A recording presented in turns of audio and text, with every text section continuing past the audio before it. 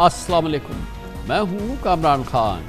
آخرکار پی ٹی آئی 2 صوبائی اسمبلیوں کے بعد آج قومی اسمبلی سے بھی فارغ ہو گئی۔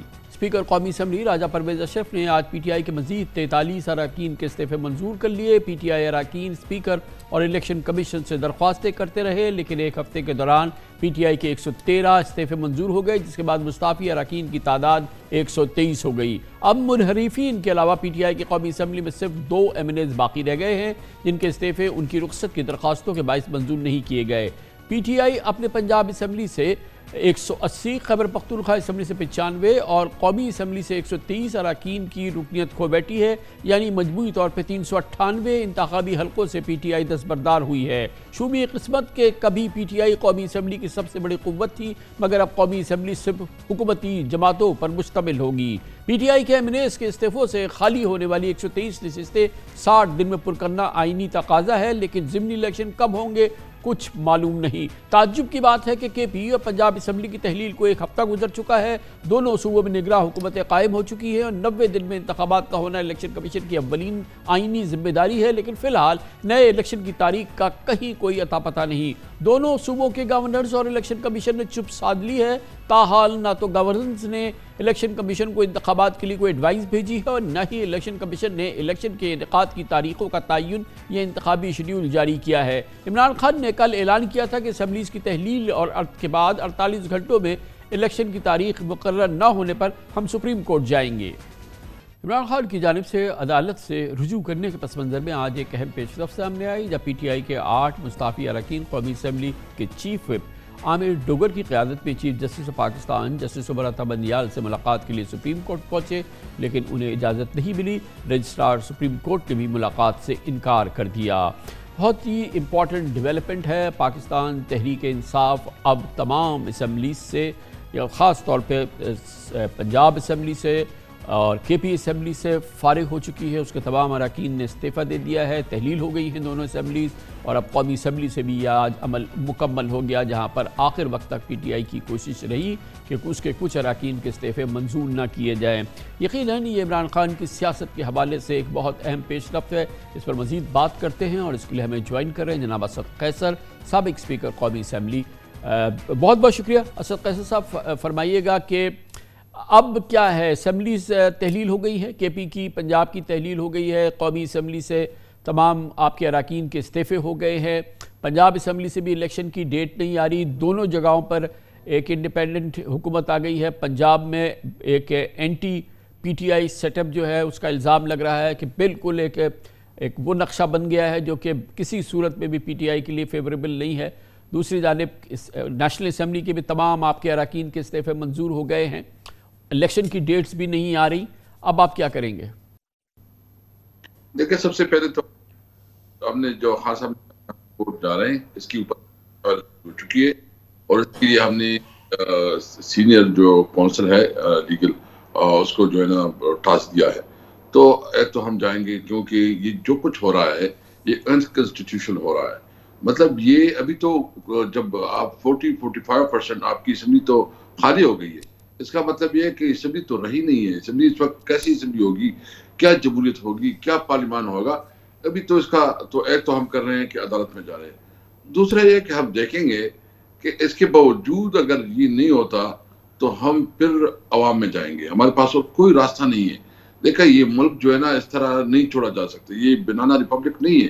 انہوں نے تو بنانا ریپبلک بنا دیا۔ اس نے تو جو اقدامات ابھی ہو رہے ہیں تو کنسٹیٹیوشن کو تو انہوں نے بالائے طاق پہ رکھا ہے، تو اس طرح یہ ملک نہیں چلے گا۔ اگر ان کا خیال یہ ہے کہ یہ کوئی اپنی من پسند جو ہے نا حکومتیں لے کے آئیں گے اور اس کے ذریعے جو ہے نا کوئی پریشر ڈالیں گے، دباؤ ڈالیں گے، کوئی پرچے کاٹیں گے، اریسٹ کریں گے، کیسز بنائیں گے، یہ ایکسپیرینس انہوں نے کر دیا۔ حمزہ بھی یہاں چیف منسٹر رہا۔ اس کی وجہ اس وقت پاکستان تحریک انصاف پاکستان کی سب سے مقبول پولیٹیکل پارٹی ہے، ایک بہت بڑی ہمارے پاس۔ مگر اسد قیصر صاحب، ایک جانب یہ جو آپ فرما رہے ہیں وہ ٹھیک ہے، آئینی ذمہ داری ہے، اسمبلیز تحلیل ہونے کے 90 دن کے اندر الیکشن ہونے چاہیے، پھر یہ قومی اسمبلی کے مستعفی اراکین کی نشستوں پر ضمنی الیکشنز ہونے چاہیے 60 روز کے اندر، وہ نہیں کراتے۔ مگر آپ کی پالیسی بھی تو استحکام کا شکار نہیں رہی، خاص طور پہ قومی اسمبلی کے معاملوں میں۔ پہلے تو یکمشت استعفے دے دیے، پھر اس پہ برقرار رہے، پھر آپ کی کوشش رہے کہ استعفے منظور ہو جائیں، پھر اس کے بعد آپ کی کوشش ہوئی کہ کسی صورت سے اسمبلی میں بیٹھ جائیں، رک جائیں، اور پھر جو آپ موجودہ اسپیکر ہیں انہوں نے اس کا بڑا بھرپور فائدہ اٹھایا آپ کے اس کنفیوژن کا، اور پھر ایک طرح سے سبق سکھایا پی ٹی آئی کو کہ جب انہوں نے 3 فیزز کے اندر آپ کے تمام اراکین کے استعفے منظور کر لیے، جو کہ آپ کی خواہش کے برعکس ہوا بالآخر۔ نہیں، بیسیکلی ہمارے خواہش کے برعکس نہیں ہوا ہے. ہم سمجھتے ہیں کہ یہ ہمارے ول ہیں. دیکھیں، ہم نے اپنا ٹارگٹ اچیو کر لیا. ہمارا ٹارگٹ یہ تھا کہ ہماری ڈیزگنیشن جو ہے نا یہ ایکسیپٹ کر لے. اور دیکھیں، یہ آپ جو ہم کر رہے ہیں، یہ جو ہم جو کچھ کر رہے ہیں نا، ہم اپنا ٹارگٹ اچیو کرنا چاہتے ہیں. ہم چاہتے ہیں کہ الیکشن ہو اور فور الیکشن ہو، فری اینڈ فیئر الیکشن ہو. اس کے لیے اب ماحول بن گیا. مجھے بتائیں ابھی کون سی اسمبلی رہ گئی ہے؟ اچھا، ابھی کل جو ہمارے جو ڈوگر صاحب گئے تھے الیکشن کمیشن کو، جو ان کی ملاقات ہوئی تھی، اس پہ انہوں نے کہا تھا کہ اس وقت ہمیں 70 بلین روپیز چاہیے. کوئی 17-18 بلین جو ہے قومی نیشنل کے لیے چاہیے، اور کچھ باقی جو ہے نا ہمارے 2 صوبے میں. اور ابھی تو تقریباً 100 بلین تک جائیں گے. اس نے کہا حکومت کے پاس پیسے نہیں ہیں. بھائی سوال تو یہ ہے کہ اگر اس وقت یہ الیکشن نہیں کرواتے اور اسمبلی اس طرح رہتی ہے، تو اس اسمبلی کی اور اس حکومت کی کیا مورل ویلیو رہتی ہے؟ اچھا، اس کے پاس کنسٹیٹیوشن کیا ابھی اس کے کون سے اس کے پاس حق حاصل ہے کہ یہ حکومت میں رہے؟ یعنی جو کچھ ہو رہا ہے، ہم نے اپنا ابھی ماحول بن گیا ہے. ہر صورت میں انہوں نے الیکشن کرنا ہے. لیکن اس کرنٹ سچویشن کے اندر بھی جو آئینی ذمہ داری ہے حکومت کی الیکشن کمیشن کی، یقیناً پنجاب اور کے پی کے اندر صوبائی اسمبلی کے وہ الیکشنز کرا سکتے ہیں. قومی اسمبلی کی نشستیں جو خالی ہوئی ہیں اس پہ ضمنی الیکشن کرا دیں گے. وہ جو آپ کا بنیادی مطالبہ، ہدف، خواہش ہے کہ ملک میں قومی الیکشن ہو، وہ تو اس صورتحال میں آئینی قانونی حکومت کی ذمہ داری بھی نہیں ہے، تو وہ تو نہیں ہوں گے. دیکھیں، سب سے پہلے کامران صاحب مجھے بتایا کہ جب 2 بڑے صوبوں میں الیکشن ہو رہا ہو، جب 123 سیٹوں پہ الیکشن ہو رہا ہو، تو کیسے ہوگا؟ اور ہمارے لیے پھر بھی ون سچویشن ہے. ہمارے لیے تو یہ کہ ہم جتنی بھی سیٹیں ہیں اس پہ اپنے الیکشن لڑیں گے، ہم اپنی ہوم ورک کریں گے، ہماری موبلائزیشن ہوگی، ہم اپنا نیریٹو عوام تک پہنچائیں گے. ہمارے لیے پرابلم نہیں ہے. لیکن میں سمجھتا ہوں کہ کس مورل اتھارٹی کے، کس قانون کے تحت یہ اسمبلی کی پوزیشن کیا رہی ہے؟ جو ڈیسیجن کر رہے ہیں اس کی ڈیسیجن کو مطلب عوام کی اعتماد حاصل نہیں ہے. یہ کیسے کر سکتے ہیں اس طرح؟ بہت شکریہ جناب اسد قیصر، سابق اسپیکر قومی اسمبلی ہمارے ساتھ موجود تھے. بہت ہی امپورٹنٹ ڈیولپمنٹس ہے، صورتحال ہے. دو صوبائی اسمبلیاں تحلیل ہو چکی ہیں. قومی اسمبلی کی 123 نشستیں خالی ہو چکی ہیں، مگر الیکشن جو ہونے ہیں وہ بھی نظر نہیں آ رہے. قومی الیکشن تو دور کی بات ہے. اس پر ایک انڈیپینڈنٹ تجزیہ لیتے ہیں ایک چھوٹے سے وقفے کے بعد.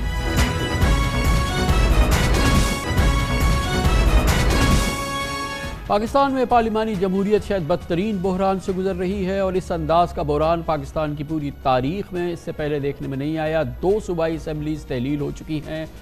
پنجاب کی سب سے بڑے صوبے کی کے پی کی اسمبلیز تحلیل ہیں. دوسری جانب قومی اسمبلی کے 130 اراکین کے استعفے منظور ہو چکے ہیں. گویا کہ آدھی کے قریب قومی اسمبلی خالی ہو چکی ہے، 2 صوبائی اسمبلیز خالی ہو چکی ہیں.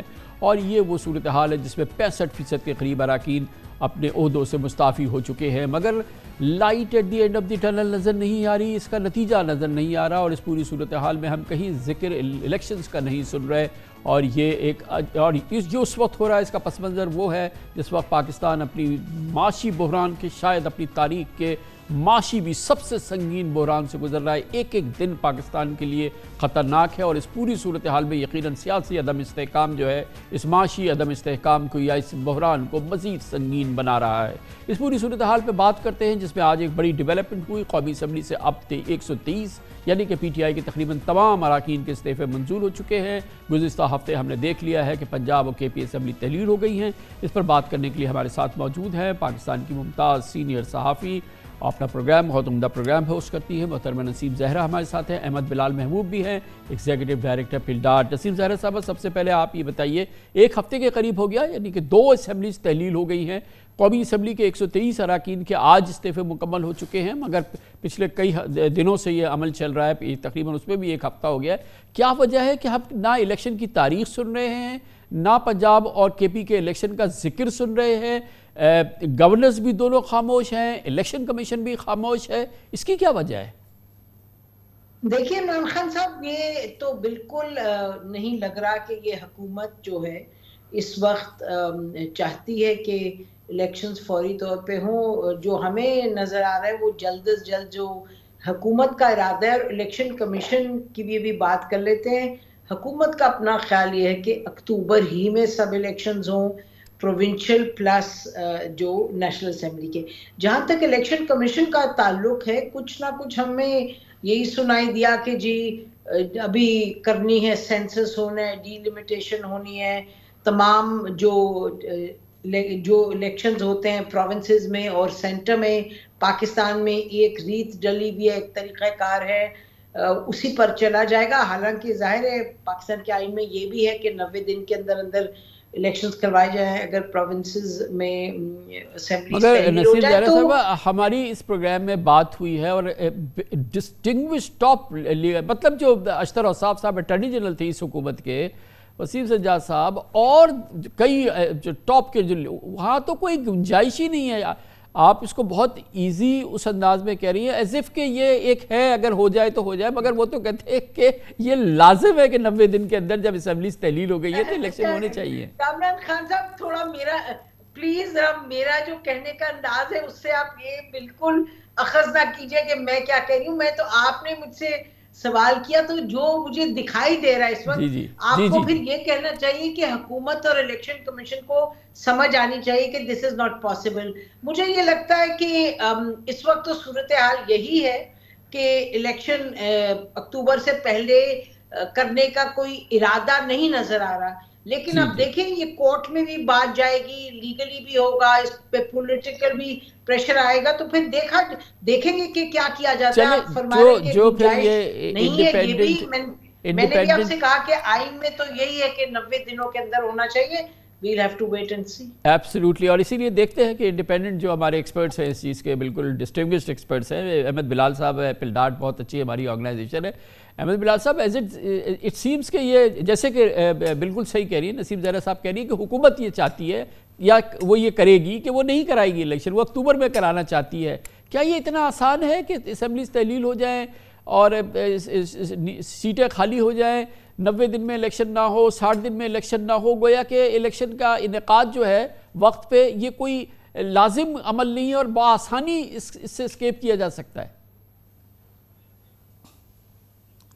بہت شکریہ کامران صاحب. مجھے تو اس کے کوئی قانونی اور آئینی طریقے سے تو صوبائی اسمبلیوں کے انتخابات پوسٹ پون ہونے کا کوئی امکان نظر نہیں آتا.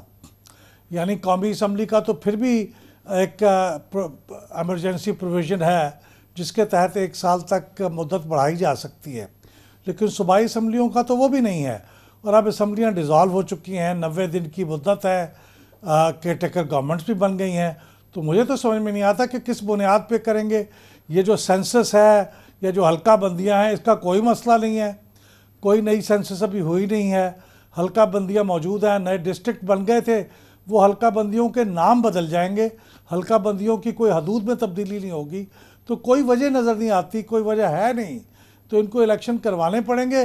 لیکن بہرحال ہمارے ملک میں اللہ معاف کرے خدا نخواستہ ماضی میں آئین بھی ٹوٹتا رہا ہے، تو اس قسم کی چیزیں ہو جائیں تو وہ میں کہہ نہیں سکتا، لیکن آئینی طور پہ ایسی کوئی چیز ممکن نظر نہیں آتی. تو پھر آپ کو کیا لگ رہا ہے نصیر زہرا صاحبہ کہ وہ آئین وائن نہیں ہے؟ مطلب انہوں نے، ان کی خواہش یہ ہے، انہوں نے کہہ دیا کہ وہ الیکشن نہیں کرائیں گے. اب اس میں آئین آتا ہے سامنے تو آ جائے، کوئی گنجائش ہو نہ ہو، لیکن آپ کا خیال یہ ہے کہ وہ کچھ کر دیں گے.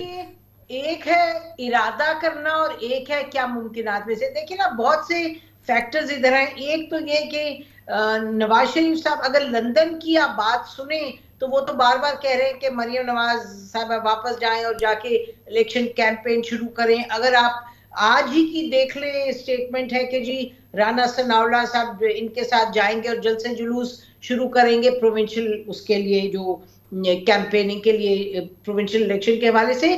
تو ایک طرف تو یہ آواز آ رہی ہے، لیکن جو ہم سن رہے ہیں وہ یہی ہے کہ شاید ارادہ نہیں ہے. لیکن اب آنے والے دنوں میں اب obviously پی ٹی آئی کا اپنا ایک پریشر ہوگا، لیگل فرنٹ پہ باتیں ادھر کھلیں گی اگر اور 2-4 دن کوئی اناؤنسمنٹ نہیں آتی، کیونکہ بار بار پی ٹی آئی دن میں متعدد مرتبہ کہہ رہی ہے کہ جی کدھر الیکشن کی ڈیٹ، گورنر صاحب چپ کیوں ہیں، بول کیوں نہیں رہے. گورنر صاحب کہتے ہیں جی سب کچھ آئین کے مطابق ہوگا. تو یہ میرا خیال ہے ہم ہیں ان دا ٹیریٹری آف دی انون.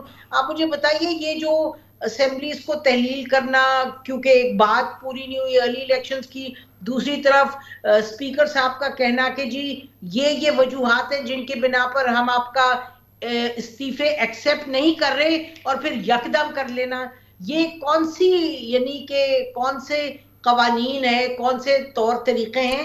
لیکن بہرحال ایک فری فال میں جیسے آپ کی اس وقت اکانومی ہے, فری فال میں آپ کی پولیٹیکل سین بھی نظر آتا ہے, حالانکہ جو کچھ کر رہے ہیں ان کا کوئی اپنا ڈیزائن ہے, لیکن بظاہر تو ہمیں فری فال ہی نظر آ رہا ہے. فری فال ہے. اچھا تو پھر احمد براز صاحب یہ دیکھیے نا, یہ کتنی ایک مسٹیریس سی بات ہے کہ اسمبلی تحلیل ہو گئی, نئی گورنمنٹ آ گئی, چیف منسٹرز آ گئے, اور نہ گورنر نہ الیکشن کمیشن ڈیٹس دینے کے حوالے سے کوئی بات ہی نہیں کر رہے. یہ بھی غیر معمولی بات ہے نا. اور الیکشن کمیشن کی خاموشی کو آپ کیا کہیں گے؟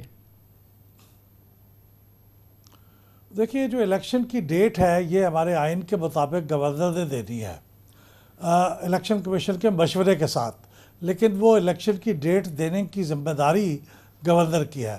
اب ظاہر ہے یہ 90 دن کی مدت بھی آئین میں دی ہوئی ہے, 90 دن سے آگے تو جا نہیں سکتے.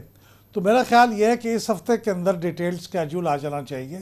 جیسے ہی وہ ڈیٹ دیں گے election commission detail schedule announce کرے گا, اور وہ غالباً میرا خیال ہے کہ اسی ہفتے آ جانا چاہیے, اس سے زیادہ تاخیر نہیں ہو سکتی. یہ فرمائیے گا کہ جو قومی اسمبلی کی نشست خالی ہو گئی ہیں, وہ آپ نے فرمایا کہ غیر معمولی صورتحال ہو گئی, کوئی بہت ہی انبلیویبل سچویشن ہو گئی تو اسمبلی کی مدت 1 سال بڑھائی جا سکتی ہے, لیکن جو سیٹیں خالی ہو گئی ہیں اس پہ تو بائی الیکشن 60 دن کے اندر کرانے ہیں نا سر؟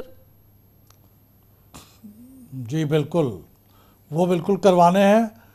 اسی وجہ سے وہ ڈیلے کر رہے تھے کہ یہ نہ کروانے پڑیں اور ایک جنرل الیکشن کا سا تاثر پیدا نہ ہو. لیکن اب دوسرے معاملہ یہ ہو گیا کہ وہ واپس آنے کی کوشش کر رہے تھے اور وہ لیڈر آف دی اپوزیشن بدلنا چاہ رہے تھے, تو ان کو اب یہ قبول کرنے پڑے ہیں. تو اب جو جنرل الیکشن کا ماحول 2 صوبائی اسمبلیوں کے الیکشن سے پیدا ہو رہا تھا, اب وہ اور گہرا ہو جائے گا. اب تو مزید یہ ٹوٹل جنرل الیکشن ہی ہو جائیں گے 2 صوبائی اسمبلیوں کے علاوہ. تو یہ ہے تو بڑی گمبھیر صورتحال, لیکن اس کے لیے بھی کوئی قانونی راستہ, آئینی راستہ نہیں ہے 60 دن کے اندر الیکشن کرانے کے علاوہ. تو نصیر زہرا صاحب یہ بتائیے گا کہ کیا بیسٹ ہوپ ہے گورنمنٹ کی, کیونکہ اس وقت تو جو معیشت کا حال ہے, جو کاروبار کا حال ہے, جو بے روزگاری کا حال ہے, جو مہنگائی کا حال ہے, وہ تو ابھی IMF پروگرام کے بعد اس میں مزید سنگینی ہے, اس میں مزید اضافہ ہے. تو اس کی بیسس اور اس کے باوجود آپ کہتے ہیں کہ حکومت کی خواہش یہ ہے کہ وہ اقتدار میں رہے؟ میرا خیال ہے کہ جی جہاں تک حکومت کا تعلق ہے, آپ کو معلوم ہے کہ حکومت کی اپنی کیلکولیشن یہ ہے کہ جی اگر ہم نے IMF کی بات پوری کی اور election for example provincial assemblies کے الیکشن اگر 90 دن میں ہو گئے تو پھر تو بیڑا ہی غرق ہے ہمارا, پھر تو ہماری پولیٹیکلی ہمیں کچھ نہیں ملے گا, جو ہے بھی وہ بھی لوز کر جائیں گے. گورنمنٹ کی یہ سوچ ہے, آپ کو بھی معلوم ہے. تو گورنمنٹ اب کیا کرتی ہے, اپنا کتنی دیر اس کو کھینچتی ہے اس معاملے کو, وہ دیکھنے کی بات ہے. اور ابھی دیکھیے گا IMF کی تو آپ سے ہماری جب بات ہوئی تھی 3 ہفتے پہلے, تو اس وقت یہ کہا جا رہا تھا کہ جی فوری طور پہ بھی IMF کے ساتھ اگریمنٹ ہو جائے گا, but we are nowhere near that ابھی بھی. حالانکہ آج بھی پرائم منسٹر نے کہا جی ہم بالکل کریں گے, جو شرائط ہیں وہ پوری کریں گے. تو وہ یہ سب آپ کے سامنے ہے کہ ایک طرف جو اکنامک کمپلشنز ہیں, جو کرائسس ہے, اس کے لیے جو کرنا ہے وہ بھی نہیں کیا جا رہا. تو یہ اس وقت حکومت میرا خیال ہے کہ, اور حکومت کے اندر بھی یہ شاید درست ہوگا کہنا کہ PMLN کے اندر بھی مختلف سوچیں ہیں, اور آپ کو معلوم ہے کہ ڈار صاحب کی اپنی ایک سوچ ہے, ان کا خیال ہے کہ جی ہم اس کو بہتری کی طرف لے جائیں گے. ابھی فوری طور پہ یہ بھی تو سنا تھا کہ جنیوا میں اگریمنٹ ہو جائے گا اور پھر IMF کی ٹیم آ جائے گی. آپ نے دیکھا تھا کہ پرائم منسٹر صاحب نے آج نہیں, پرائم منسٹر صاحب نے تو 2 ہفتے پہلے کہا تھا کہ IMF کی آ رہی ہے ٹیم. تو یہاں تو جو سٹیپس لینے کی ضرورت ہے وہ نہیں لیے گئے. تو ایک میرا خیال ہے کہ کچھ ایک کنفیوژن ہے, to put it mildly. Thank you. اور احمد براز صاحب یہ بتائیے گا کہ آپ کی سوچ ہے, یا آپ ایک انڈیپینڈنٹ آبزرور ہیں, آپ بہت پارلیمنٹ کے تمام معاملات کو, جمہوریت کے تمام معاملات کو دہائیوں سے دیکھ رہے ہیں. اس وقت کیا پاکستان کی یہ ضرورت اس سے ہم صرف نظر کر سکتے ہیں کہ ہم الیکشن نہ کرائیں، ایک مستحکم الیکٹڈ گورنمنٹ کو لائیں تاکہ یہ جو ورسٹ اکنامک اور پولیٹیکل کرائسس ہے ان سے نمٹا جائے، اور یہ آئینی ذمہ داری بھی ہے؟ دیکھیے، مستحکم منتخب حکومت ایک خواہش تو ہے اور ہونی بھی چاہیے، لیکن کیا وہ الیکشن اس وقت کرا دینے سے، قبل از وقت الیکشن کرا دینے سے کیا وہ پوری ہو جائے گی خواہش؟ اس کے بارے میں مجھے یقین نہیں ہے، کیونکہ اس کے نتائج کیسے ہوں گے، کون اسے تسلیم کرے گا، کون نہیں کرے گا۔ الیکشن کمیشن کے اوپر ہمارے ایک پارٹی کا تو بالکل واضح ویو ہے کہ وہ ایک پارشل ہے، وہ ایک بی ٹیم ہے پی ایم ایل این کی، تو وہ ان کے کیے گئے نتائج کو تسلیم کر لیں گے۔ اب یہ پنجاب کے جو کیئر ٹیکر چیف منسٹر ہیں ان کے بارے میں بڑے سخت ویوز ہیں، تو مجھے بھی انتخابات کے بعد بھی کوئی لازمی نہیں ہے کیونکہ مستحکم سیاسی حکومت بن جائے اور پھر وہ اس قسم کے مختلف فیصلے، مشکل فیصلے کر لے۔ تو اس وقت ہم ایک عجیب سی بائنڈنگ سی صورتحال میں ہیں، اور افسوس، صد افسوس۔ بہت بہت شکریہ محترمہ نسیم زہرا۔ جناب احمد بلال محبوب ہمارے ساتھ تھے۔ کمرشل بریک، اس دوران نیوز ہیڈ لائنز دیکھیں، جس کے بعد ہمارے پروگرام کے باقی سے ساتھ واپس آئیں۔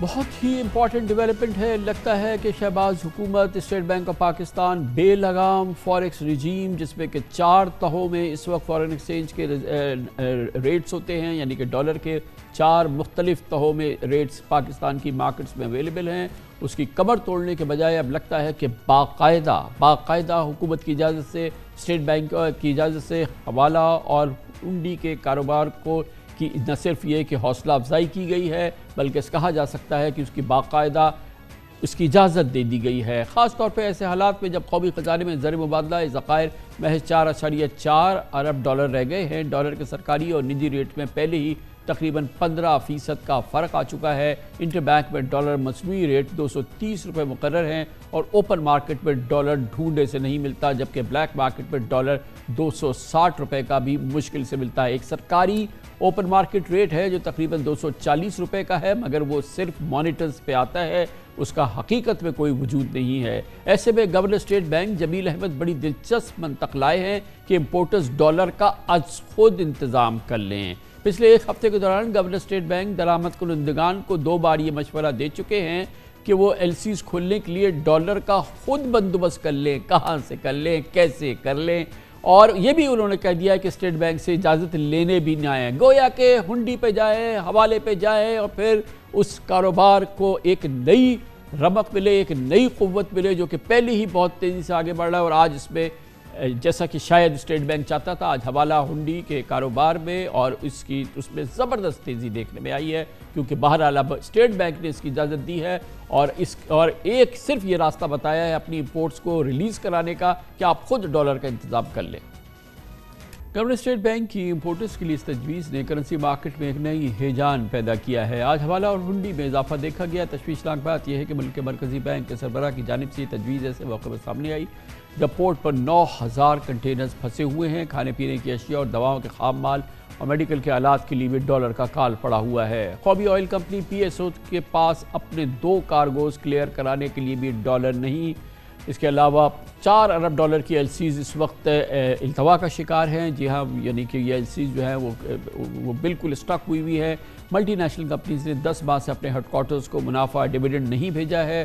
ان کی ڈیویڈنڈ کی رقم بھی تقریباً 2 ارب ڈالر تک پہنچ چکی ہے، اور ایسے موقع پر ملک کے مالیاتی ریگولیٹرز یعنی اسٹیٹ بینک کے سربراہ نے ہاتھ بظاہر ایسا لگتا ہے کہ کھڑے کر دیے ہیں۔ بہرحال ڈالر کی قلت کے پس منظر میں کسی حد تک امید افزا خبر یہ ہے کہ ایکسچینج کمپنیز آف پاکستان نے آج اپنے ایک اجلاس میں ڈالر پر کیپ ختم کرنے کا فیصلہ کیا، یعنی اب ڈالر کی سرکاری اوپن ریٹ پر خرید و فروخت نہیں ہوگی۔ ایسوسی ایشن کے صدر ملک بستان کا کہنا ہے کہ کیپ لگانے سے بلیک مارکیٹ بڑھ گئی تھی اور لوگ ڈالر بیچنے نہیں آ رہے تھے۔ سب سے بڑا اس وقت پاکستان کا مسئلہ پاکستان کی معیشت ہے۔ سب سے سنگین بیماری پاکستان کی معاشی بیماری ہے، اور ماہرین یہی کہتے ہیں کہ پاکستان کی معیشت اس وقت آئی سی یو میں ہے۔ کاروبار، صنعتیں بند ہو رہی ہیں اور ان گنت صنعتوں کے بند ہونے کی مسلسل خبریں آ رہی ہیں، جس سے بے روزگاری بڑھی ہے، اور اسی دوران جو پاکستان کے جو کاروباری لوگ ہیں، جو پاکستان کا بزنس ہے، اس کی امپورٹس پہ پابندی ہے، مکمل پابندی ہے، اور اس دوران ہزاروں کنٹینرز جو ہیں جو کہ پاکستان کے میں پہنچ چکے ہیں، وہ سٹک ہیں، وہ ریلیز نہیں ہو سکے ہیں۔ ایک افراتفری کا عالم ہے، ایک ایسی افراتفری جو کہ پاکستان میں کاروباری اور معاشی حوالے سے کبھی نہیں دیکھی گئی۔ ہم نے دیکھا اس دوران تاجر جو ہے وہ سڑکوں پہ نکلے اور انہوں نے اسٹیٹ بینک کا گھراؤ کیا۔ پوری صورتحال پر ہم اس کا جائزہ لیں گے، اور پاکستان میں کاروبار کی اور انڈسٹری کی سب سے نمائندہ تنظیم، سب سے بڑی تنظیم federation of Pakistan chamber of commerce and industry کے صدر جناب عرفان اقبال شیخ ہمارے ساتھ موجود ہیں۔ شیخ صاحب بہت بہت شکریہ۔ پہلے تو ایک اوور ویو دیجیے نا کہ اس وقت انڈسٹری کا کیا حال ہے، بزنس کا کیا حال ہے، ٹریڈرز کا کیا حال ہے۔ ہمیں عمومی طور پہ پتہ ہے، لیکن جو آپ کی آواز آئے گی یا جو آپ بتائیں گے وہ اس کی تو اہمیت بہت زیادہ ہے۔ دیکھیں، جو آپ کا ٹیکسٹائل سیکٹر ہے اس میں جو اسپننگ یونٹ ہے اس کے تقریباً کوئی 30-35 کے قریب یونٹ بند ہو چکے ہیں اور بند ہونے جا رہے ہیں۔ اسی طرح سے آپ ملت کو دیکھ لیں، آپ غازی کو دیکھ لیں، آپ اس میں گاڑیوں کے دوسرے جو ہیں ٹوٹا ہے، آپ کا ہونڈا ہے، وہ بھی کوئی 3 مہینے بند ہو رہا ہے، کوئی بند ہو رہا ہے، کوئی کھل رہا ہے، اس طرح سے چل رہے ہیں۔ تو یہ اوور آل ایک عجیب و غریب قسم کا رجحان ہے، اور میں آپ کو ایک بتا دوں کہ ہر چیز کا ایفیکٹ اس کے اوپر ریٹیل کے اوپر بھی آ رہا ہے، ہول سیل پہ بھی آ رہا ہے۔ امپورٹس کیونکہ ہو نہیں رہی پراپر طریقے سے، چیزیں آ نہیں رہی، تو پرائسز کوئی اس کا کوئی سر پاؤں نہیں ہے، اور لوگ اتنے زیادہ پریشان ہیں کہ اب میں آپ کو بتا رہا تھا کہ لوگوں نے کہا کہ جی خدا کے واسطے اسٹرائک میں آ جائیں، اسٹرائک میں جائیں، اور یہ فیڈریشن اس کے گورنمنٹ کے خلاف اپنا جلوس نکالے۔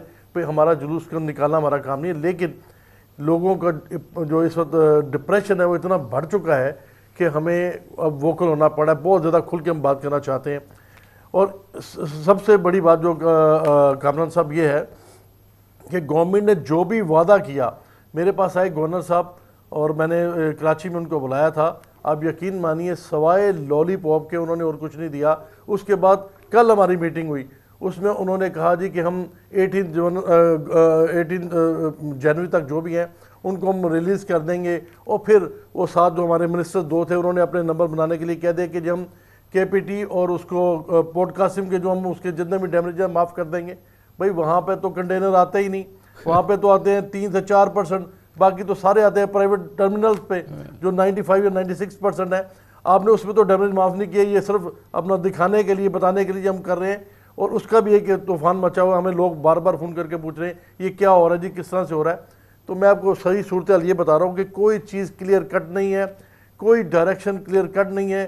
اگر آپ نے کوئی امپورٹس کی پالیسی بنانی ہے تو آپ اس کو کیب لگائیں کہ بتائیں جی ہم نے $50 بلین کی کرنی ہے، ہم نے $60 بلین کی ہم نے کرنی ہے۔ مگر شیخ صاحب یہ تو ایک نئی چیز آئی ہے نا، کل گورنر صاحب نے، گورنر اسٹیٹ بینک نے آپ لوگوں سے کہا کہ بھائی خود انتظام کر لو، جتنی چاہو امپورٹ کرو، جدھر سے لاؤ وہ کرو۔ اور آج میں دیکھ رہا تھا، ظاہر ہے کہ ہماری سورسز ہمیں بتا رہی ہے کہ حوالہ ہنڈی میں تو ایک آگ لگ گئی ہے کل کے بعد سے۔ انہوں نے بولا جی اب تو پاکستان میں اسٹیٹ بینک نے اجازت دی، انہوں نے کہا کوئی آپ کو NOC لینے کی ضرورت ہی نہیں ہے، نکل جاؤ، امپورٹ کرو اور خود انتظام کر لو۔ جی ایسے ہی کہا ہے، اور مجھے یہ سمجھ نہیں آ رہی کہ یہ جو ڈاکٹر صاحب کہتے تھے کہ ہم ڈالر کو 200 تک لے آئیں گے اور اس کو ہم لے کے جائیں گے اور اس کو ہم کنٹرول کریں گے، تو اب یہ ساری چیزیں ہم بار بار جو ان سے یہ کہتے تھے کہ جی اس کو اوپن کے ساتھ اس کو ملا دیں تاکہ چیزیں آگے چل سکیں۔ اب ہم وہیں پہ آ گئے، اور میں آپ کو یہ بتا دوں جو مجھے لگ رہا ہے اس کے ساتھ کہ یہ ہوگا کہ یہ ڈالر 300 کا بھی ٹچ کرے گا، کیونکہ یہ ڈالر ایک دم ڈیمانڈ اس کی بڑھنی ہے۔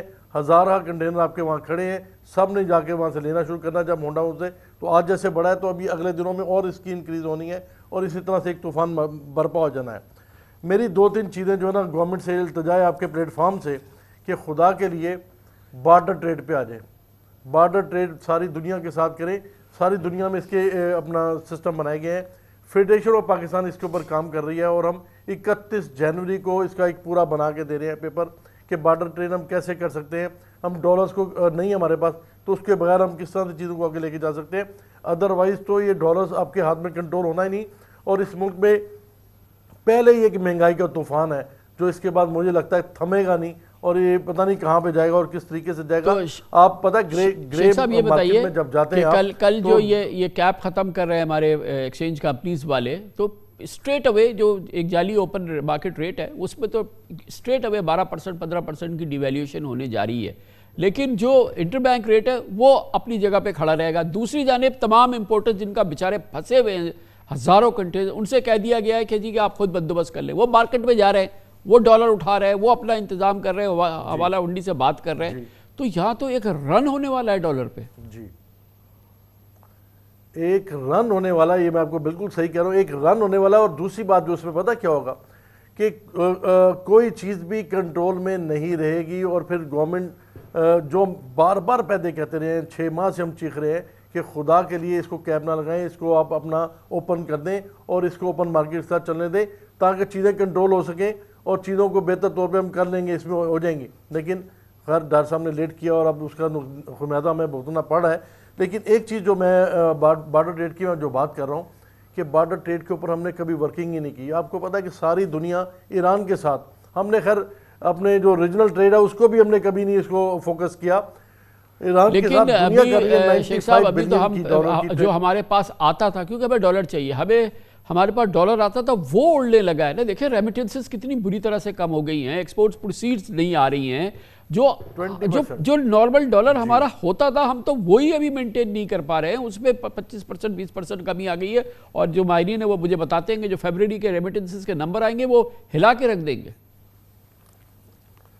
جی ہلا کے رکھ دیں گے بالکل. یہ بڑی دیر سے ہم کہہ رہے ہیں ریمیٹنس کا اب یہ حالات دیکھیں, جب فرق ہوگا 20 25 30 روپے فرق ہوگا تو کون پاگل ہے کہ جو بینک سے بھیجے گا, وہ تو ہنڈی میں بھیجے گا, حوالے سے ہی بھیجے گا, اور یہ اوورسیز پاکستانی سارے یہی کریں گے. سوائے ان کے جو ایکسپورٹرز ہیں جن کا آنا ہے وہ بھی روک کے بیٹھے ہوئے ہیں کہ 6 ماہ بس ان کے پاس ٹائم ہوتا ہے, وہ کہتے ہیں تھوڑا سا بڑھ رہا ہے تو یہ بڑھے گا آگے چلے گا, تو وہ بھی اس حساب سے نہیں منگوا رہے جس طرح سے منگوانا چاہیے. تو یہ ساری چیزوں کا ایفیکٹ یہ اب یہ آ رہا ہے, اور یہ اب گورنمنٹ نے جو فیصلہ کر دیا ہے مجھے خود سمجھ نہیں آ رہی کہ اس کے بعد ہم, وہ آپ کی بات بالکل ٹھیک ہے کہ یہ ڈالر کسی سمت میں کہاں جائے گا کچھ اس کا نہیں پتا. اور ایک چیز بات اور میں جو آپ سے کہنا چاہتا ہوں, ڈالر صاحب ہمیں بار بار کہتے رہے کہ ہم 50,000 ڈالر کو نہیں ہم روکیں گے. اب تو خیر انہوں نے فیصلہ ہی کر دیا ہے, اور جولائی کے سامان پڑے ہیں, جون جولائی کے سامان بھی یہاں پہ پڑے ہیں پورٹوں میں, اور 6 ماہ کے سامان پڑے ہیں جن کو 180 ڈیز گزر گئے. تو وہ تو ڈپریشن, ایک بہت زیادہ پریشر آنا ہے اس کے اوپر ڈالر کے اوپر, اور آگے کیا حالات ہوں گے یہ آپ بھی نہیں سمجھ سکتے, میں بھی سمجھتا ہوں. مجھے لگتا ہے کہ ڈالر کسی بھی حد تک جا سکتا ہے اور اس کو کوئی کنٹرول کرنے والا نہیں ہوگا. اور اب یہ ایک چیز اور جو مجھے بتائیں, اس کے ساتھ کوئی امپرومنٹ ہوئے گی آپ کی؟ مجھے تو کوئی امپرومنٹ ہوتی اس طرح سے نظر نہیں آ رہی. مگر شیخ صاحب اس میں سب سے بڑا ایک مسئلہ یہ ہے کہ جو جڑ ہے, تمام ماہرین سے ہماری بات ہوتی ہے, آپ لوگ خود میرے خیال میں ڈار صاحب وغیرہ کو, پرائم منسٹر کو کہتے رہے ہیں کہ IMF پروگرام تو کریں, IMF پروگرام تو کریں تاکہ کہ ملک کا کوئی میسج تو جائے. یہ جنیوا سے وعدے لے آئے, یہاں پہ شادیانے بجا دیے کہ وعدے آ گئے, پیسہ آئے گا. اب یہ دیکھیں مہینہ وہ گزر گیا ہے, کوئی پیسہ ویسا نہیں آ رہا. سب کہتے ہیں IMF سے کرے, اس کے باوجود کیا کہا تھا کہ جی 1 مہینہ پہلے کہا تھا کہ 2 ارب آ جائیں گے, پھر یہ مطلب آپ فار گاڈ سے کہ دیکھیں تو صحیح کہ یہ کیا ہو رہا ہے. تو آپ لوگوں کا کچھ دباؤ ہے حکومت سے, کہنا کہ یہ کیا 4 مہینے ہو گئے IMF پروگرام جو ہے وہ معلق ہے ہوا میں. ہم یہی تو ان سے کہہ رہے تھے, یہ شادیانے بالکل آپ کی بات 100% صحیح ہے کہ انہوں نے بجائے, اور ان کو ایڈ, ان کا خیال تھا کہ ہمیں 5 بلین کے قریب ایڈ مل جائے گی اور 7 بلین کے قریب ہمیں لون ملے گا.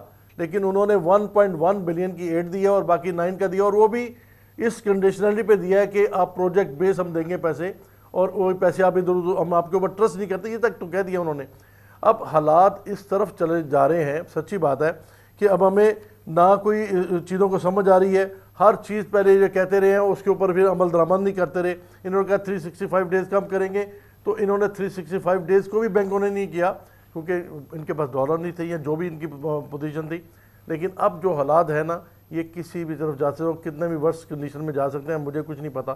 میں سچی بات لیکن آپ لوگ کیا کر رہے ہیں؟ دیکھیں مجھے معلوم ہے کہ پاکستان بزنس کاؤنسل جو ہے وہ بہت ہی ڈیسپریٹ ہے, کیونکہ ظاہر ہے کہ سروائیول کی بات ہے, اوورسیز انویسٹر ہے. فیڈریشن جو ہے ظاہر ہے کہ آپ تو پورے پاکستان کو ریپریزنٹ کرتے ہیں, آپ کی کمیونیکیشن کی کیا لیول ہے اس وقت پرائم منسٹر کے ساتھ, ڈار صاحب وغیرہ کے ساتھ؟ ہماری کمیونیکیشن تو ہر وقت ان کے ساتھ چل رہی ہے, اور ہم ان کو بار بار یہ کہہ رہے ہیں کہ خدا کے لیے ان چیزوں کو کنٹرول کریں, کسی چیز کی ڈائریکشن تو دیں. آپ یہ دیکھیں گے پچھلے 6-8 ماہ سے کوئی چیز بھی اس کی کوئی کسی قسم کی کوئی ڈائریکشن نہیں تھی. پتہ نہیں لگتا تھا کہ منسٹر سے بات کریں وہ کہتا ہے مجھے نہیں پتا, اس سے بات کریں وہ کہتا ہے مجھے نہیں پتا. ڈار صاحب کہتے ہیں کہ میں اس کو کنٹرول کرنے کی کوشش کر رہا ہوں اور میں کنٹرول کر لوں گا. لیکن کنٹرول نہیں ہوا. ہم یہی چیز ان سے بار بار یہ پیٹتے رہے کہ یہ کنٹرول نہیں ہوگا, یہ 200 آپ کہتے ہیں 200 تک میں لے آؤں گا, یہ 230 یہ یہاں پہ بھی نہیں ٹکنا, اس سے تو اوپر جانا ہے. تو آپ اس کو کر دیں اوپن تاکہ مارکیٹ میں لوگوں کو ملا شو. یہ جو پرابلم ہماری جو 1000 کنٹینر جو کھڑا ہو گیا تو یہ پرابلم نہیں آنی تھی اگر ہم اس کو پہلے ہی تھوڑا سا اگر اچھے طریقے سے مینج کر چکے ہوتے. بہت بہت شکریہ جناب عرفان اقبال شیخ. پاکستان کی صنعت, کاروبار, تجارت کی سب سے بڑی, سب سے نمائندہ تنظیم federation of Pakistan chamber of commerce and industries کے سربراہ ہیں, اور یہ پاکستان کے کاروبار اور تجارت کی آواز ہے. اور آپ نے اس میں دیکھا سنگینی کا آپ نے اندازہ لگایا کس خطرناک صورتحال ہے. آپ نے خود سن لیا پاکستان کے کاروبار اور تجارت اور انڈسٹری اس وقت کس صورتحال سے گزر رہی ہے اور کتنی دگرگوں صورتحال ہے. کمرشل بریک لیتے ہیں اور اس کے بعد ذکر کرتے ہیں کہ اس کی ایک بہت بڑی وجہ یہ ہے کہ 4 مہینے سے ہمارا IMF پروگرام معلق ہے. حکومت کی نہیں IMF کے ساتھ بن رہی, یا حکومت IMF کی شرائط پوری کرنے کو تیار نہیں ہے, مگر پاکستان کی معاشی لائف لائن IMF کے پاس ہے. پاکستان کی شیرگ اس وقت معاشی شیرگ جو ہے اس کے لیے کرٹیکل ہے کہ IMF پروگرام بحال ہو جائے, لیکن 4 مہینے اس میں مسئلہ چل رہا ہے اور ابھی بھی اس میں کوئی سرٹینٹی سامنے نہیں آئی ہے. یہ بھی ایک اور بہت ہی سنگین صورتحال ہے. میں معیشت کے حوالے سے اس کا ذکر کرتے ہیں چھوٹے سے وقفے کے بعد.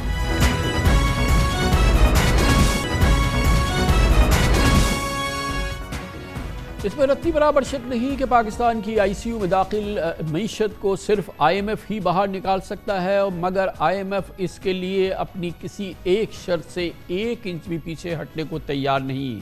اس نے شہباز حکومت کی زبانی یقین دہانیوں کو بالکل نظر انداز کر دیا ہے. یہی وجہ ہے کہ IMF پروگرام کی بحالی نہ جانے کہیں کھو گئی ہے. کہا جا رہا تھا کہ IMF پروگرام کو ٹریک پر لانے کے لیے حکومت نے بجلی اور گیس کے ٹیرف بڑھانے, پیٹرولیم مصنوعات پر سبسڈی کے خاتمے, متعدد اشیاء پر نئے ٹیکسز لگانے اور ڈالر کے حقیقی ریٹ پر لانا, ڈالر کو اس کا اصولی فیصلہ کر لیا ہے. خبریں تھیں کہ وزیراعظم شہباز شریف نے IMF کی تمام شرائط مان لی ہیں اور سنا تھا کہ IMF مشن 2-3 روز میں پہنچنے والا ہے, لیکن یہ معاملہ ابھی تک اہداف اور شرائط پر بات چیت تک محدود ہے, بلکہ جنیوا سے ملنے والی فنڈنگ کی خوشیاں یا وعدے بھی ٹھنڈے پڑ رہے ہیں. آج وزیراعظم شہباز شریف نے ایک مرتبہ پھر IMF کی شرائط پر سر تسلیم خم کرنے کی یقین دہانی کرائی اور دوست ممالک کا نام لیے بغیر یہ اندیا دیا کہ سب کی خواہش ہے کہ پہلے IMF کو منایا جائے. وزیراعظم شہباز شریف کی پر امیدی اپنی جگہ پر, مگر لگتا یہ ہے کہ IMF کے ساتھ حتمی مذاکرات اور سٹاف لیول ایگریمنٹ میں اب بھی وقت لگے گا. اطلاعات کے مطابق آج شہباز حکومت کی معاشی ٹیم اور IMF حکام کے درمیان ورچوئل گفتگو جاری تھی, جس میں IMF حکام کو مجوزہ منی بجٹ کے اقدامات پر بریف کیا گیا. IMF کے مطالبے پر مجوزہ منی بجٹ کے تحت گردشی قرضوں میں کمی لائے جانے کی, گیس کی قیمت فی یونٹ 650 روپے سے بڑھا کر 1100 روپے کرنے کی, بجلی کے نرخوں میں 2 مراحل میں 7.5 روپے فی یونٹ اضافے کی, اور پیٹرولیم مصنوعات پر مکمل لیوی کے بعد اب 17% GST لگانے کی یقین دہانی کرائی جا رہی ہے. جبکہ سافٹ ڈرنکس اور سگریٹ سمیت متعدد اشیاء پر ایکسائز ڈیوٹی بڑھا کر حکومت میں ریونیوز بڑھانا چاہتی ہے, بینکوں پر ٹیکس لگانا چاہتی ہے مزید, اور نان فائلرز کی بینکنگ ٹرانزیکشن پر ود ہولڈنگ ٹیکس عائد کرنے کی بھی تجویز پیش آ رہی ہے.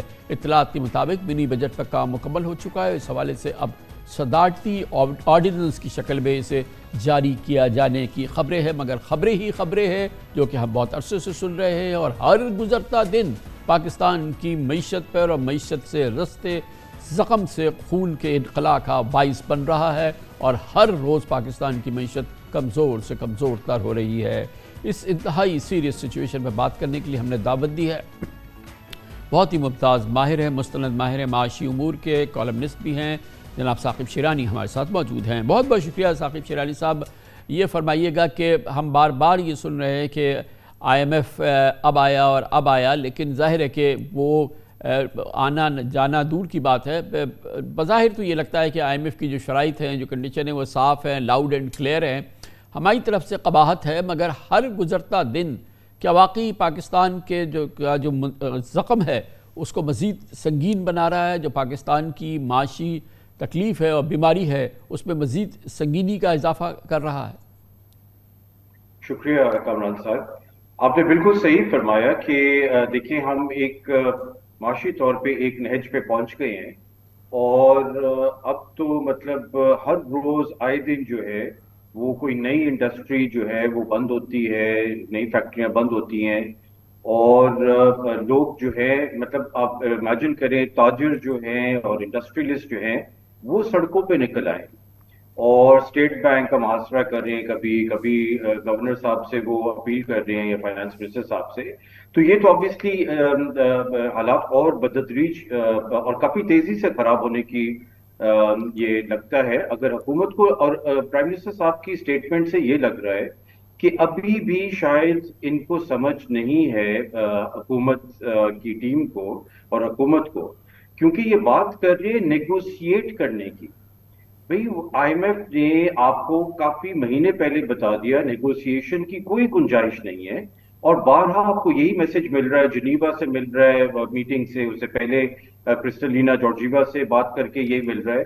آپ نے پرائر ایکشنز جو طے شدہ ہے ان پہ عمل کرنا ہے, پھر مشن آئے گا, مشن اپنی ریکمنڈیشن دے گا بورڈ کو, اور پھر بورڈ اس کے اوپر حتمی فیصلہ کرے گا.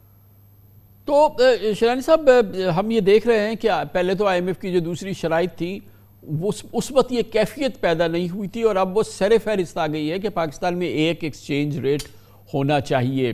اس حوالے سے اب یہ ڈیولپمنٹ ہو رہی ہے کہ شاید ایکسچینج کمپنیز جو ہے کل جو سرکاری اوپن مارکیٹ ریٹ ہے وہ اس کو تو خدا حافظ کہہ کے وہ اس کو ایک تقریباً ریئلسٹک ریٹ پہ لائیں گے, یعنی کہ جو سرکاری اوپن مارکیٹ ریٹ ہے اس کے تحت روپے کی ہم ڈی ویلیویشن دیکھیں گے کوئی 12% کے قریب, اور یہ کوئی 250, 255, 260 پہ جا کے ٹھہر جائے گا. لیکن سرکاری ریٹ جو ہے وہ ابھی تک جو ہے وہ اس کو ریویو کرنا یا اس کو ریئلسٹک بنانے کی ہم کوئی کیفیت نہیں دیکھ رہے. یہ کتنا اشد ضروری ہے, کلیدی ہے, امپورٹنٹ ہے کہ سرکاری ریٹ کو بھی جو ہے وہ حقیقی ریٹ کے قریب لایا جائے جو کہ کل ہو جائے گا, اور اگر وہ نہیں ہوگا تو کیا آئی ایم ایف کی واپسی ممکن ہوگی؟ آپ نے درست فرمایا کہ دو اقدام جو کل سے ہم لے رہے ہیں, ایک آلریڈی لے چکے ہیں کہ وہ obviously آئی ایم ایف کی پروگرام کی طرف واپس جانے کی اقدام ہے. پہلے آپ نے دیکھا کہ اسٹیٹ بینک نے پرائر اپروول امپورٹس کی جو ہے وہ شرط کو ختم کر دیا. یہ بڑا ضروری تھا آئی ایم ایف کے حوالے سے. اور دوسرا کل سے جو ایکسچینج ریٹ کمپنیز کریں گی, مگر آئی ایم ایف بورڈ کے پاس اپنے ایک لیگل پوائنٹ آف ویو سے نہیں جا سکتا ہے, ان کی رولز آف بزنس کے تحت نہیں جا سکتا ہے جب تک پاکستان میں جس کو وہ کہتے ہیں ملٹیپل ایکسچینج پریکٹس, جب تک یہ انٹر بینک کا ریٹ جو ہے یہ یا تو پاکستان ایگزمپشن سیک کرے یا اس کو کمپلیٹلی فلوٹ کرے اور پھر جو ہے آئی ایم ایف بورڈ کے پاس جا سکے گا. تو یہ بہت بڑا ایک بہت بڑی رکاوٹ ہوگی, اینڈ آئی ہوپ ڈاکٹر صاحب کو یہ اس بات کی سمجھ ہے. لیکن شیلانی صاحب, وہ آپ نے فرمایا کہ کل انہوں نے کہہ دیا اسٹیٹ بینک نے کہ آپ امپورٹس پہ ریسٹرکشنز نہیں ہیں, مگر اس کے ساتھ ہی انہوں نے یہ کہا کہ آپ خود فارن ایکسچینج کا انتظام کریں, جس کا واضح مطلب یہ ہے کہاں سے کرے, کدھر سے یہ امپورٹر کرے گا. اس کا مطلب یہ کہ وہ حوالہ میں جائے, ہنڈی میں جائے, اور وہاں سے جا کے پھر آرگنائز کرے یہ پیسے, اور پھر ایک بار آ جائیں گے تو واپس کیسے لے کے جائے گا. یہ تو ایک عجب سی صورتحال ہے, اور اس کی وجہ سے آج حوالے کے ریٹ جو ہیں اس میں ایک بڑی تیزی آنی شروع ہو گئی ہے, اور کیونکہ لوگ ڈیسپریٹ ہیں, ان کو بہرحال ان کا اسٹاک کے ساری امپورٹس ان کو ارینج کرنا ہے. تو اس وقت تو ہم چاندی دیکھ رہے ہیں حوالے کی اور ہنڈی کی, جو کہ پہلے ہی دو ریٹس کی وجہ سے اور گرے کے ریٹس کی وجہ سے پہلے ہی ایک اس میں بہت بڑی ہم سرج دیکھ رہے ہیں, مگر اس میں تو کئی ٹائمز اضافہ ہوگا, کیونکہ اب اسٹیٹ بینک خود کہہ رہا ہے کہ آپ خود انتظام کرو. ارے کہاں سے انتظام کرو خود؟ بالکل بالکل. اور دوسرا میرا خیال ہے کہ شروع میں جب یہ کل ہم دیکھیں گے, نارملی کیا ہوتا ہے کامران صاحب, آپ نے بھی بہت مرتبہ دیکھا ہوگا ماضی میں جب ایسے بحران سے ہم گزرتے ہیں کہ ایکسچینج ریٹ میں ایک اوور شوٹنگ ہوتی ہے. تو امید تو یہ ہے کہ یہ 260 کے آس پاس کہیں سیٹل ہوگا, مگر انیشلی جو نیجر ریاکشن ہوگا وہ بالکل اس وجہ سے بھی جیسے آپ نے جس کا ذکر کیا آپ نے, اور ایک اوور شوٹنگ کی وجہ سے بھی اس سے آگے جا سکتا ہے اور کافی انسیٹل معاملہ کچھ ہفتوں کے لیے رہ سکتا ہے. تو یہ جو ہم نے باقاعدہ جو دوسری جو آئی ایم ایف کنڈیشنز ہیں, الیکٹریسٹی ٹیرف, گیس ٹیرف, اس کے علاوہ لیویز آن پیٹرولیم پروڈکٹس, اور پھر ظاہر ہے کہ اگر ہم ریئلسٹک بنائیں گے اپنے ایکسچینج ریٹ کو, تو اس کا مطلب یہ کہ ہم ایک بہت ہی سگنیفیکنٹ مہنگائی میں، جو کہ ایگزسٹنگ مہنگائی بھی بے پناہ ہے، اس میں ایک بہت ہی قابل ذکر اضافہ یقیناً دیکھیں گے؟ یقیناً اس میں کوئی شک نہیں ہے، اور یہ خطرناک حد تک اضافہ ہے۔ ہم نے اتنا مطلب کوانٹم ایلیویٹڈ انفلیشن پاکستان میں، خاص طور پہ فوڈ انفلیشن کے حوالے سے اتنی کبھی بھی ہم نے نہیں دیکھی، اور اتنی پروٹریکٹڈ ہے یہ اتنے مہینوں سے چل رہی ہے، بلکہ سال سے اوپر ہو گیا کہ یہ فوڈ انفلیشن جو ہے، اور اس کا غربت سے براہ راست تعلق ہے۔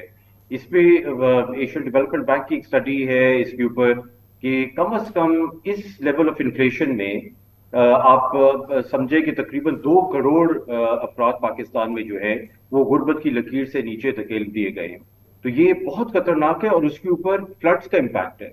یہ تو اس سے مطلب ابھی ہم اس کی بات نہیں کر رہے ہیں، وہ پیچھے ہٹ گیا نظروں سے۔ تو یہ بہت خطرناک حالات ہے پاکستان میں، اور اس کا تو یہ نیئر آئیڈیل حل آئی ایم ایف کے ساتھ ہم بنا چون و چرا جو ہے وہ ہم آئی ایم ایف کے پروگرام کی بحالی کے لیے تگ و دو کریں اور اس کو بحال کرائیں، پھر ہم یہ سفر شروع کر سکتے ہیں بحالی کا۔ بالکل، دیکھیں ایکسٹرنل سائٹ پہ تو یہ اس کے علاوہ جیسے بارہا آپ نے بھی کہا اور ہم نے آپ کے پروگرام پہ بھی کہا، اتنے مہینوں سے اس کے علاوہ کوئی چارہ نہیں ہے، مگر یہ جو آئی ایم ایف کی شرائط ہیں یہ تو آپ کو ماننی پڑیں گی، مگر ان کا جو ازالہ ہے، آپ بجٹ تو آپ کے ہاتھ میں ہے، تو بجٹ کو زیادہ کریٹو طریقے سے لوگوں کی دکھ درد کا احساس کرتے ہوئے وہ آپ بجٹ کو جو ہے استعمال کر سکتے ہیں۔ اس میں یہ مہنگائی کا جو ہے جو شرائط کا جو ایک وہ مہنگائی کی طرف جائے گا، اس کا آپ ازالہ کر سکتے ہیں۔ تو وہ میرا خیال ہے ڈاکٹر صاحب کو تھوڑا سا اس میں کریٹیولی سوچنا پڑے گا کہ پی ایس ڈی پی میں فار ایگزامپل گنجائش پیدا کرنی پڑے گی، اور غریب اور لو انکم جو ونربل ہاؤس ہولڈز ہیں ان کے لیے سبسڈیز میں، سیفٹی نیٹس میں کافی اضافہ کرنا پڑے گا۔ تھینک یو سو مچ، بہت شکریہ جناب ثاقب شیرانی ہمارے ساتھ موجود ہے۔ یہ تو ہو گئی ایک نگاہ معیشت پہ اور آئی ایم ایف پروگرام جو کہ سٹک ہے اور پاکستان کی ایوری ڈے ضرورت ہے، مگر 4 مہینے ہم نے لگا دیے ہیں، آئی ایم ایف پروگرام بحال ہم نے نہیں کرایا ہے، نہ ہم نے سلسلے میں آئی ایم ایف کے ساتھ کوئی فیصلہ کن مذاکرات کیے ہیں۔ بار بار ہم وزیر اعظم کی لیول سے سن رہے تھے کہ آئی ایم ایف اب آئی، آئی ایم ایف اب آئی۔ اس کے علاوہ جنیوا میں ہم سے وعدے ہوئے، ارادے ہوئے، تمام چیزیں جو ہیں وہ بھی فارغ ہو گئی ہے، اور اب ظاہر ہے کہ بہت مشکل صورتحال ہے۔ اسی دوران کل پورے پاکستان میں ایک بار پھر قومی پاور بریک ڈاؤن ہو گیا۔ پورے پاکستان کی اس بریک ڈاؤن کی پوری دنیا میں تشہیر ہوئی۔ 22 کروڑ عوام کے لیے 36 گھنٹے سے بجلی کا مسائل ہے، اس وقت بھی پوری طرح سے بحال نہیں ہوئی ہے۔ ایک اور سنگین صورتحال، اس کا ذکر کرتے ہیں چھوٹے سے وقفے کے بعد۔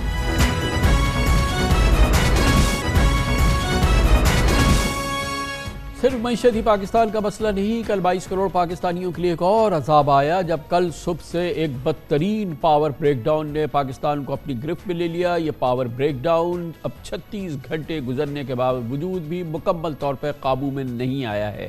کراچی، لاہور، پشاور، کوئٹہ سمیت ملک کے اہم شہروں میں اور متعدد اضلاع میں تاحال بجلی کی آنکھ بچولی جاری ہے۔ 100% بجلی ریسٹور نہیں ہوئی ہے۔ نہ جانے کب پورے ملک میں ہوگی، یہ بلال ہم نہیں کہہ سکتے، اس کی بھی کوئی خبر نہیں ہے۔ البتہ وزیر توانائی خورم دستگیر کا دعویٰ ہے کہ نیشنل گرڈ کے 1000 سے زائد تمام گرڈ اسٹیشن بحال ہو گئے ہیں، اور بجلی کے تعطل کی وجہ سے خرابی نہیں بلکہ لوڈ مینجمنٹ ہے۔ وزیر توانائی نے پاور سسٹم بریک ڈاؤن میں سائبر ٹیکنالوجی کے ذریعے بیرونی مداخلت کا بھی ایک سنسنی خیز دعویٰ کیا ہے۔ بجلی بحالی کے دعوے کے ساتھ اس پاور بریک ڈاؤن کی وجوہات بھی بہت دلچسپ ہیں۔ وزیر توانائی خورم دستگیر کا یہ بھی کہنا تھا کہ موسم سرما میں ملک بھر میں بجلی کی طلب کم ہو جاتی ہے، اس لیے فیول پرائس ایڈجسٹمنٹ کی وجہ سے مہنگے پلانٹس کو عارضی طور پہ بند کر دیا جاتا ہے۔ یعنی کل جب بند سسٹم کو دوبارہ فعال کیا گیا تو بریک ڈاؤن ہوا جو اب تک سنبھل نہیں سکا۔ تو آپ نے دیکھا کہ کنفیوژن ہے حکومت کی پالیسی میں، کہیں یہ ہے کہ کوئی بیرونی قوت نے کمپیوٹر کے انٹرنیٹ کے ذریعے ہمارے سسٹم کو ہیک نہ کر لیا ہو، کہیں کچھ اور مسئلہ بتایا گیا ہے۔ اب یہ بھی کہا گیا ہے کہ ہم خود بند کرتے ہیں رات کو بجلی اور پھر اس کو کھولتے ہیں، تو اس کے دوران جو ہے وہ مسئلہ جو ہے سامنے آیا۔ گویا کہ حکومت کے اندر بھی اور متعلقہ محکموں کے اندر بھی اس بدترین پاور بریک ڈاؤن کے حوالے سے، اس کی وجوہات کے حوالے سے کلیئرٹی نہیں ہے۔ بار بار قومی پاور بریک ڈاؤن ایک حیران کن معاملہ ہے۔ शहबाज हुकूमत में 3 माह के दौरान दूसरी बार मुल्क गीर ब्रेक डाउन हुआ है। आज वज़ीर-ए-आज़म शहबाज शरीफ ने एक ट्वीट के ज़रिए बिजली की तवील बंदिश पर आवाम को पहुँचने वाली तकलीफ पर हुकूमत की तरफ से माजरत की और यकीन दिलाया कि उनके हुक्म पर ज़िम्मेदारों के तयन के लिए तहक़ीक़ात जारी है। वज़ीर-ए-आज़म शहबाज शरीफ की माजरत अपनी जगह पर, हकीकत यह है कि इस पावर ब्रेकडाउन की वजह से फ्यूल प्राइस एडजस्टमेंट से कहीं ज़्यादा मुल्क व कौम को नुकसान उठाना पड़ा, जबकि पूरी दुनिया में पाकिस्तान की जगहसाई भी हुई। बैनुल-अक़वामी मीडिया में पाकिस्तान के इस तवील पावर ब्रेकडाउन को हेडलाइंस में नशर किया। सफ़े अव्वल की खबर थी, तमाम टेलीविज़न पे दुनिया भर में पाकिस्तान का जिक्र था, तो इस पावर ब्रेकडाउन की वजह से था। कल सुबह से बिजली की तवील बंदिश ने जहां मुल्क के 22 करोड़ अवाम को अजियत में मुब्तला किया, इस बिजली गायब होती ही सोशल मीडिया पर पावर ब्रेकडाउन और ब्लैक आउट से मुताल्लिक सैकड़ों हज़ारों मैसेजेस और मीम्स सामने आने लगी। लोगों ने ट्विटर, फेसबुक और व्हाट्सएप पर तंजिया मज़ाहिया पोस्ट की भरमार कर दी। बहरहाल बहसियत मजबूरी ये एक कौमी अलमिया है और आज के जदीद दौर में पाकिस्तान इन मसाइल से भी नहीं निकल सक रहा। यकीनन ये अफसोस की बात है। इससे इंतहाई सीरियस डेवलपमेंट पे और 3 महीने में दूसरी बार नेशनल पावर ब्रेकडाउन पर हम बात करने के लिए दावत दी है। हमारे साथ एनर्जी उमूर के माहिर हैं समीउल्लाह तारिक साहब हैं, जो हेड ऑफ रिसर्च है पाक कुवैत इन्वेस्टमेंट के भी। बहुत बहुत शुक्रिया समीउल्लाह साहब। ये बताइएगा कि अभी तक हम पिन पॉइंट नहीं कर सके, ये बड़ी तशवीश की बात है कि व्हाट हैपेंड। जब हम डायग्नोस ही नहीं कर सकेंगे एग्जैक्टली, तब उसका इलाज कैसे करेंगे? इसकी क्या वजह है कि क्यों डायग्नोसिस क्यों नहीं हुआ है? देखिए, ये हम जनवरी में, ये हमारा ये तीसरी दफ़ा ये इंसिडेंट हुआ है। एक दफ़ा जनवरी 2015 में हुआ, फिर जनवरी 2021 में हुआ, फिर ये जनवरी 2023 में। इसमें आप देखें कुछ चीज़ें कॉमन हैं। एक तो ये कि जैसे मिनिस्टर साहब ने भी कहा कि जनवरी की रातों में हमारी डिमांड सबसे कम होती है, और ये हमारा एक मसला है कि हमारी सर्दियों में डिमांड बहुत कम हो जाती है, डिस्पैच लेवल भी कम हो जाता है, और गर्मियों में ज़्यादा, क्योंकि हमारी मेजर डिमांड है ही कूलिंग डिमांड एसी की। ठीक है, एक तो ये बात हुई। दूसरा हमारा वेदर, उस वक्त जब ठंडा वेदर होता है, कुछ फॉग और जो है वो धुंध, ये चीज़ें जब मट्टी के साथ बिजली के तारों पे लगती है तो ट्रिप होने का चांस काफ़ी ज़्यादा होता है। तो एक तो ये ट्रिपिंग। तीसरा ये कि जैसे जैसे हमारे नए पावर प्लांट्स लगते गए, वो सारे के सारे अब साउथ में लगते गए, तो थोड़ा सा ग्रिड का बैलेंस का भी इशू है कि जो है अब हमारे कोल के पावर प्लांट्स जैसे लकी है या थर के जितने प्लांट्स हैं, पोर्ट कासिम है, हपको का प्लांट है, ये सारे के सारे साउथ में लगे हुए हैं, और हमारा डिमांड सेंटर जो है मेजर वो नॉर्थ है, पंजाब है। अच्छा, गर्मियों में ये थोड़ा बैलेंस होता है क्योंकि हाइडल ऑन होता है। अगर हमारे पास हाइडल की इस वक्त कैपेसिटी होती तो शायद हमें ये ऑन होने में इतना टाइम भी नहीं लगता रिस्टोर करने में। इसके अलावा चौथी जो रीज़न है एक और, वो ये कि न्यूक्लियर का शेयर बहुत बड़ा है। खाली मैं आपको इसकी एक एग्जांपल देता हूँ कि पिछले साल हमारी न्यूक्लियर पावर जनरेशन 18% थी, अब जो है इस साल दिसंबर में वो तकरीबन 27-28% है। तो जैसे इन्होंने कहा मिनिस्टर साहब ने कि न्यूक्लियर को ऑन करने में दोबारा 3 दिन लगते हैं, कोल के पावर प्लांट्स को ऑन करने में तकरीबन 2 दिन लगते हैं, और चूंकि प्लान में इस वक्त थर्मल पावर जनरेशन नहीं थी, इसलिए इमीडिएटली रिस्टोर भी ना हो पाया। तो बेसिकली ये कि जब एक दफ़ा आपका सिस्टम ट्रिप हो गया तो दोबारा उसको ऑन करना एक काफ़ी बड़ा प्रॉब्लम है। आपके पास ब्लैक स्टार्ट के, ये बताइए कि ये तो एक हो गया कि एक shock and of for the nation कि सारी बिजली नहीं है, पूरे मुल्क में लाइट नहीं है। ये उस वक्त हुआ है जिस वक्त कि पाकिस्तान की इकॉनमी ICU में बहुत ही संगीन बीमार है। इकॉनमी पे क्या इम्पैक्ट हुआ होगा इस पूरे पावर ब्रेकडाउन का, इस पूरी सूरत हाल का? देखिए, डेफिनेटली मेरा ख्याल है 50 से 100 बिलियन के लगभग रुपीज़ में नुकसान हुआ होगा। मैं आपको एक एस्टिमेट रिवर्स दे देता हूँ कि हमारी लगभग $320 बिलियन का GDP है। अगर वर्किंग डेज़ के हिसाब से लगा लूँ तो लगभग $1 बिलियन का GDP होगा। इसमें जो है अगर पावर में आप देखें तो एक तो खुशकिस्मती से ये सर्दियों का वक्त था, तो काफ़ी लोगों ने तो बग़ैर जनरेशन के ही ऑल्टरनेट जनरेशन के काम चला लिया होगा, लेकिन जहाँ कमर्शियल में और जहाँ इंडस्ट्रियल में कंजम्पशन है वहाँ डेफिनेटली उन्होंने ऑल्टरनेट मीन। आपने देखा कि कल इसमें हमारा जो सेलुलर नेटवर्क था, जो वो सिस्टम थे, वो भी प्लंज कर गए थे। गोया कि हम पूरी तरह से तैयार भी नहीं हैं इस किस्म के एक्सीडेंट से निपटने के, क्योंकि ये तो एक अजीब और गरीब बात हुई ना कि आपका टेली कम्युनिकेशन सिस्टम जो है वो कोलैप्स कर जाए, आपके हॉस्पिटल्स में प्रॉपर अरेंजमेंट ना हो, आपका पूरा निज़ाम जो है वो इस पावर ब्रेकडाउन से, जो कि कभी भी हो सकता है। तो ये सिर्फ पावर ब्रेकडाउन नहीं था, ये हमारा बैकबोन जो थी मईशत को चलाने की, वो हिट हुई थी। इसमें और भी है, एक तो ये कि जो ये सेल साइट्स होती हैं इसमें बैकअप पे जनरेटर लगे हुए होते हैं। अब वो जनरेटर में ज़ाहिर है बैकअप का डीजल कितना था, अब वो ज़ाहिर है वो बिजली चूँकि 12 घंटे से ज़्यादा चली गई, तो वो जो स्टैंड बाय जनरेटर होता है उसकी भी एक कैपेसिटी है, तो वो ज़ाहिर है वो डीजल जब ख़त्म हो गया या किसी का जनरेटर इस वक्त कंडीशन में था ही नहीं ऐसी रेडी कि वो चल सके, تو ظاہر ہے یہ ساری چیزیں بھی میٹر کر گئیں. دوسرا یہ کہ ظاہر ہے پہلے بجلی اب پچھلے سال 2 سال سے لوڈ شیڈنگ اتنی ہوتی نہیں, تو لوگوں کے جو آلٹرنیٹ ارینجمنٹس ہیں وہ بھی اتنے اس وقت ایکٹیو نہیں ہیں. کتنے لوگوں کے جنریٹر کی بیٹری نہیں تھی یا وہ چل نہیں پایا, ڈیزل اویلیبل نہیں تھا. تو یہ ریزنز بھی ہیں. جب پہلے زمانے میں ہمارے لوڈ شیڈنگ ریگولر ہوتی تھی اس وقت آلٹرنیٹ ارینجمنٹ زیادہ لوگوں کے ریڈی ہوتے تھے کیونکہ لوگ یہ ایکسپیکٹ کرتے تھے کہ لائٹ جائے گی. تو ایک یہ ریزن بھی بڑا تھا. اچھا, اور اسی دوران جو ہے یہ انرجی کا مسئلہ, یہ ایک اور بڑا پین ہے ہمارے کہ یہ وہ چیز ہے جس کے لیے ہم مہنگی ترین بجلی خرید رہے ہیں. اس کے نتیجے میں اس وقت گردشی قرضے 3000 ارب روپے کے ہو چکے ہیں. یہ ہے کیا نظام؟ یہ کون سا نظام ہے جس کے 3000 ارب کے گردشی قرضے ہیں, جس میں کہ مہنگی ترین خرید رہے ہیں؟ 7.5 روپے یونٹ ابھی IMF ہم سے مزید بڑھوائے گا. ہم پیٹرول ابھی مہنگا آئے گا یا ہماری فیول دوسرے جو مہنگے آئیں گے اس میں مزید اس میں اضافہ ہوگا. اس کے بعد یہ نظام بھی بیٹھ جاتا ہے. تو یہ ہم کس عذاب سے گزر رہے ہیں؟ دیکھیں ظاہر ہے اس کے لیے تو پورے سسٹم یا پوری اکانومی کا اوور ہال چاہیے, کیونکہ ظاہر ہے اگر ہم کیپیسٹی پیمنٹ میں کیوں پھنسے ہوئے ہیں, کیونکہ بجلی کی اوور آل کیپیسٹی زیادہ ہے, یا دوسرا یہ مسئلہ ہے کہ ہمارا اب آپ دیکھیں یہ منسٹر صاحب فرما رہے تھے بہرحال پاکستان کی ضرورت تھی لیکن ہم نے بے پناہ اس کو پورا کیا ہے. اپنے بجلی کے کارخانے لگائے ہیں, کس قیمت پہ لگائے ہیں, کن قرضوں پہ لگائے ہیں.